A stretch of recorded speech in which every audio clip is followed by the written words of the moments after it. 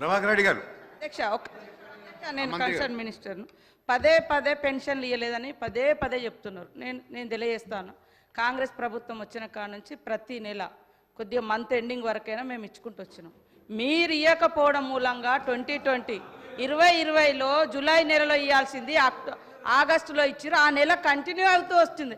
అదే అంటే ఇలా ఎంత అబద్ధాలను కూడా అసత్యాలను కూడా ఎంత అద్భుతంగా ఆవిష్కరిస్తారంటే వాళ్ళని చూసి నేర్చుకోవాలి సార్. మాకు ఉన్నది ఉన్నట్టు కూడా చెప్పొస్తలేదు వాస్తవానికి.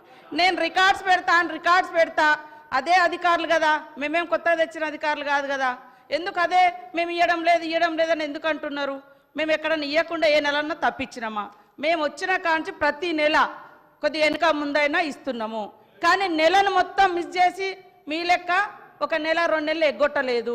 మీరు ఎగ్గొట్టిరని చెప్పడానికి నా దగ్గర ఆధారాలు ఉన్నాయి. మేము ఎగ్గొట్టినామని చెప్పడానికి మీ దగ్గర ఏమన్నా ఆధారాలు ఉన్నాయా? అదే కాకుండా గ్రామ పంచాయతీలకు కూడా డబ్బులు 378 కోట్ల 88 లక్షలు రిలీజ్ చేసినాం సార్. మల్టీపర్పస్ వర్కర్స్ కావచ్చు, లేదా శానిటేషన్ కోసం కావచ్చు. ఇంకా కొన్ని పెండింగ్ ఉన్నాయి. మీరు పోయేటప్పుడే దాదాపుగా 1500 కోట్ల రూపాయలు పెండింగ్ పెట్టిరు. సర్పంచుల బిల్లులు పెండింగ్ ఉంచిరు. ఆత్మహత్యలు చేసుకున్నారు. ఇప్పుడు వాస్తవానికి గ్రామాలలో ఎన్నికలు జరగలేదు కాబట్టి, సర్పంచెస్ లేరు కాబట్టి, ప్రజాప్రతినిధులు ఉన్నప్పుడు ఉండే అటువంటి అడావుడి ఈరోజు కనబడడం లేదు. కాబట్టి మిమ్మల్ని అందరినీ కూడా ఈ సభ ద్వారా అప్పీల్ చేస్తూ ఉన్నాం. మరి ఆగస్టు 5 నుంచి దాదాపుగా 13వ తారీఖు వరకు మేము ఒక ప్రోగ్రాం కూడా తీసుకుంటున్నాం.